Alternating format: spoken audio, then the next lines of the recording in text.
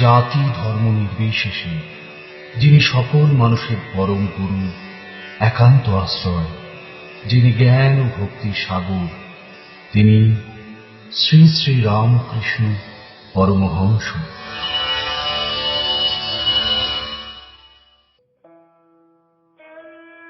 একবার মহেন্দ্রনাথ গুপ্ত শ্রীরামকৃষ্ণকে জিজ্ঞাসা করেছিলেন, ঠাকুর, ঈশ্বরে মন হয় কিভাবে? ভক্তির উপায়ই বা কি? তার উত্তরে ঠাকুর শ্রীরামকৃষ্ণ বলেছিলেন, ওরে, খুব ব্যাকুল হয়ে কাঁদলে তাকে নিশ্চয়ই দেখা যায়। লোকে পুত্র সন্তানের জন্য এক ঘটি কাঁদে, টাকার জন্য তো লোকে কেঁদে ভাসিয়ে দেয়। কিন্তু ঈশ্বরের জন্য কে কাঁদছে বলো? তাকে ডাকার মতো করে ডাকতে হয়। ব্যাকুলতা হলেই অরুণোদয় হলো, তারপর সূর্য দেখা দেবেন। ব্যাকুলতার পরেই হয় ঈশ্বর দর্শন। তিন টান এক হলে তবে তিনি দেখা দেন।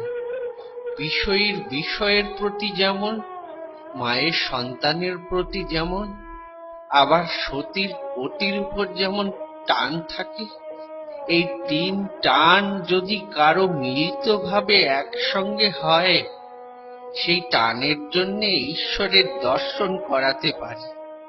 ব্যাকুল হয়ে তাকে ডাকা চাই। বিড়ালের ছানা কি অনেক কিছু বলতে পারে? সে শুধু মিউ মিউ করে মাকে ডাকতে পারে। মা তাকে যেখানে রাখে সেখানেই সে থাকে।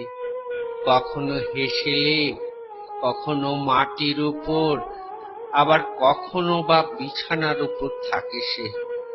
তার কষ্ট হলে সে কেবল মিউ মিউ করে ডাকে, কিন্তু সে আর কিছু জানে না।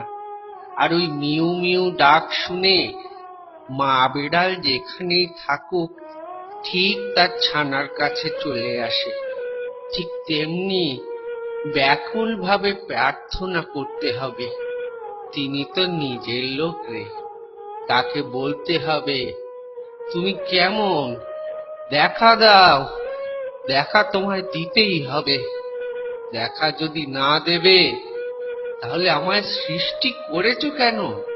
সাধু সঙ্গ করতে করতেই ঈশ্বরের জন্য প্রাণ ব্যাকুল হয়ে ওঠে। যেমন দেখো না, বাড়িতে কারো অসুখ করলে সর্বদাই মন তার জন্য ব্যাকুল হয়ে থাকে। কিসে রোগীর ভালো হয়, কিসে একটু রোগী তাড়াতাড়ি সুস্থ হয়। আবার কারো যদি কর্ম যায়, সে ব্যক্তি আপিসে আপিসে ঘুরে বেড়ায়, কাজের খোঁজ করতে থাকে। যদি কোনো অফিসে তাকে বলে যে কর্মখালি নেই, আবার তার পরদিন এসে ওই অফিসেই জিজ্ঞাসা করে, আজ কি কর্মখালি হয়েছে? তার জন্য কি কাজের কোনো সুযোগ রয়েছে?